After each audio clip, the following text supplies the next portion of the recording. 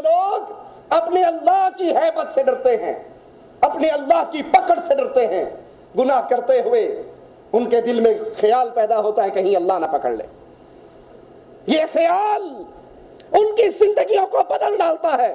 عورت آتی ہے رسول اللہ صلی اللہ علیہ وسلم کے پاس، اللہ کے نبی گناہ ہو گیا، پاک کر دیجئے۔ آپ چہرے مبارک کو موڑ لیتے ہیں، وہ ادھر آ کے گواہی دیتی ہے، آپ پھر چہرہ پھیر لیتے ہیں، اس کی گواہیاں سننے کے بعد کہتے ہیں لوٹ جا، وقت آئے گا تجھے بلائیں گے۔ بچہ پیدا ہو جاتا ہے، گود میں اٹھا کر پھر آ جاتی ہے، اللہ کے نبی وقت تو آ گیا، بچہ تو پیدا ہو گیا، مجھے پاک کر دیجئے، گناہ کر بیٹھی۔ کون ہے جو اس کو اپنے گھر میں سونے نہیں دیتا؟ کوئی پولیس نہیں، کوئی پکڑ کے لانے والا نہیں۔ یہ اللہ کا ڈر، یہ اللہ کا خوف، گناہ کی حالت میں اللہ کے دربار میں پیشی کا ڈر۔ آپ کہتے ہیں لوٹ جا، اس معصوم جہن کو تیری ضرورت ہے، جب یہ کھانے پینے کے قابل ہوگا تو پھر آ جانا۔ کچھ عرصہ گزرتا ہے، بچے کے ہاتھ میں روٹی کا لقمہ دیتی ہے، خود رسول اللہ کے پاس پہنچ جاتی، آقا دیکھو یہ کھانا کھانے کے قابل ہو گیا، اب تو مجھے پاک کر دو، میں کیسے اللہ کے دربار میں اس گناہ والے جسم کے ساتھ دربار میں پیش ہوں گی، مجھے پاک کر دیجئے۔ رسول اللہ صلی اللہ علیہ وسلم بچے کو لے کر بیت المال کے حوالے کر دیتے ہیں، صحابہ کو کہتے ہیں جاؤ اللہ کی بندی پہ حد قائم کرو۔ وہ جانتی ہے جس چیز کی طلب اور ڈیمانڈ کر رہی ہوں وہ عام معمولی کیس نہیں، مجھے آدھا زمین میں گاڑ کے پتھر مارے جائیں گے یہاں تک کہ میری روح پرواز کر جائے۔ حضرت خالد رضی اللہ عنہ وارضاہ ایک پتھر مارتے ہیں، اس کا خون خالد کے کپڑوں پہ گرتا ہے، زبان سے کہتے ہیں ایک بدکارہ عورت کا خون میرے جسم پہ لگ گیا، میرے کپڑوں پہ لگ گیا۔ آقا نامدار محمد عربی صلی اللہ علیہ وسلم تک بات پہنچی، غضبناک ہو گئے، کہا خالد اس کو بدکارہ نہ کہہ، اس کو زانیہ نہ کہہ، اس نے ایسی توبہ کی ہے اگر مدینے کے 70 انسانوں پہ بانٹ دیا جائے اللہ سب کو جنت عطا کر دے گا۔ یہ اللہ کا خوف اہل ایمان کے دلوں میں، اس خوف کے ہوتے ہوئے اللہ کی عبادت کرتے ہیں۔ کیسے؟ والذین هم بآیات ربهم یؤمنون، وہ اللہ کی نشانیوں پر ایمان لاتے ہیں۔ اللہ کی آیات سننے کے بعد قرآن حکیم کے الفاظ پردہ سماعت سے ٹکرا جائے، یَهَبُ لِمَن یَشَاءُ إِنَاثًا وَيَهَبُ لِمَن یَشَاءُ الذُّکُورَ، بیٹیاں بھی اللہ دیتا ہے، بیٹے بھی اللہ دیتا ہے، ملا جلا کر بھی اللہ دیتا ہے، کسی کو کچھ نہ دے یہ بھی اللہ کے اختیار میں ہے۔ جب یہ آیت سن لیتے ہیں یؤمنون، وہ ایمان لاتے ہیں، پھر نہ کسی درگاہ پر جاتے ہیں، نہ دربار پہ جاتے ہیں، نہ بلے شاہ کی بیری کے نیچے چادر ڈالتے ہیں، انہیں ایمان ہوتا ہے، یقین ہوتا ہے اولاد دینے والا کون؟ وہ اللہ پر ایمان کیسے لاتے ہیں؟ قرآن کی آیت پردہ سماعت سے ٹکرائی، وَمَن نَّصْرُ إِلَّا مِنْ عِنْدِ اللَّهِ، مدد تو ہمیشہ اللہ ہی اتارتا ہے۔ بدر کے اندر محمد کریم 313 نوجوانوں کے ساتھ ہو تب بھی مدد اتارنے والا کون؟ یونس مچھلی کی پیٹ میں ہو علیہ السلام، مچھلی کے پیٹ سے یونس کو نکالنے والے کون؟ ابراہیم آگ میں گر رہے ہو، پیچھے قوم، آگے آگ، دائیں ہاتھ پر فرشتہ جبرائیل کہہ رہا ہے اجازت دو ابھی بارش برسا کے یہ ہوا اور پانی کا فرشتہ ساری آگ کو ٹھنڈا کر دے گا۔ وہ جواب میں کہتے ہیں حسبنا اللہ، جبرائیل تجھ سے کوئی حاجت نہیں، تیرے رب سے مدد مانگی ہے۔ جب اہل ایمان قرآن کی یہ آیت سن لے وَمَن نَّصْرُ إِلَّا مِنْ عِنْدِ اللَّهِ، پھر کبھی بھی اپنی زبان سے یا علی مدد کا نعرہ نہیں لگاتے، کبھی بھی اپنی زبان سے غیروں کو نہیں پکارتے۔ والذین هم بربهم لا یشرکون، اور اللہ کے ساتھ کبھی شریک نہیں کرتے۔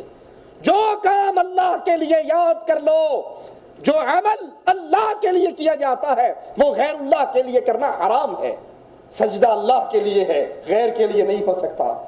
رکوع اللہ کے لیے ہے، قیام اللہ کے لیے ہے، نظر اللہ کے لیے ہے، نیاز اللہ کے لیے ہے، قربانی اللہ کے لیے ہے، بیت اللہ کا طواف اللہ کے لیے ہے۔ اب غیر کی قبر کا طواف نہیں، غیر کے لیے اس کی درگاہ پر، اس کے دربار پر، اس کے مندر پہ، اس کی خانقاہ پہ آ کر اس کے نام کے بکروں کا ذبح کرنا حرام ہے، کیونکہ یہ عمل خاص ہے کس کے لیے؟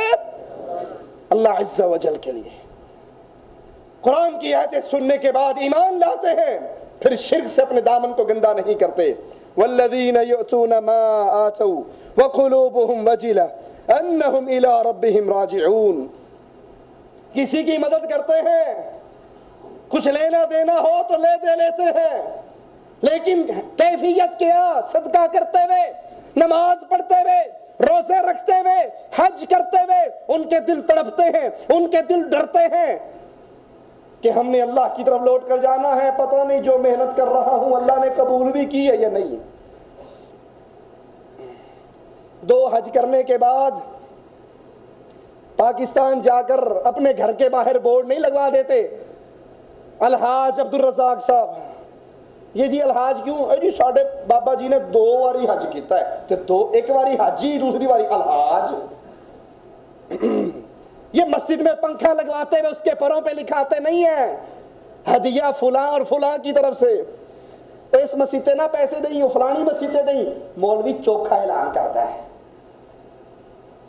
یہ ساری نیکیاں کر کے، نمازیں پڑھ کے، روزے رکھ کے، صدقہ کر کے، اللہ پر ایمان لا کے، شرک سے بچ کے، پھر بھی ڈرتے ہیں کہ پتہ نہیں وہ خالق اور مالک میری نیکیوں کو قبول کرتا بھی ہے یا نہیں۔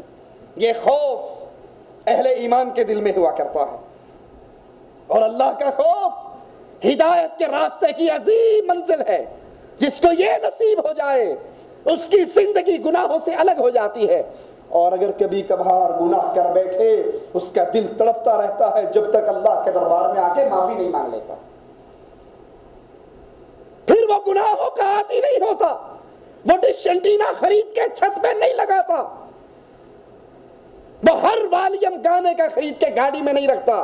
اگر کبھی گناہ کر بیٹھے 2 رکعت نماز پڑھ کے اللہ سے معافی مانگتا ہے، اور اللہ کی رحمتوں پہ قربان جاؤں، رسول اللہ صلی اللہ علیہ وسلم فرماتے ہیں جو بندہ گناہ ہو جانے پہ 2 رکعتیں پڑھ کے اللہ سے معافی مانگ لیتا ہے، اللہ اس کے سارے گناہوں کو معاف کر دیتا ہے۔ اس لیے ایمان بنائیے 2 چیزوں کے درمیان، اللہ کا ڈر، اللہ کے عذاب کا، اللہ کی جہنم کا، اللہ سے امید اس کے جنت کی۔ گناہوں پر، انسان پر خوف کیسے لاگو ہوتا ہے کہ بندے کو گناہوں کی قباحت کا علم ہے، وہ جانتا ہے یہ گناہ کرنے سے نتیجہ کیا نکلے گا۔ دوسرا، وہ اس گناہ پر اللہ کی طرف سے آنے والی وعید کو سچا جانتا ہے۔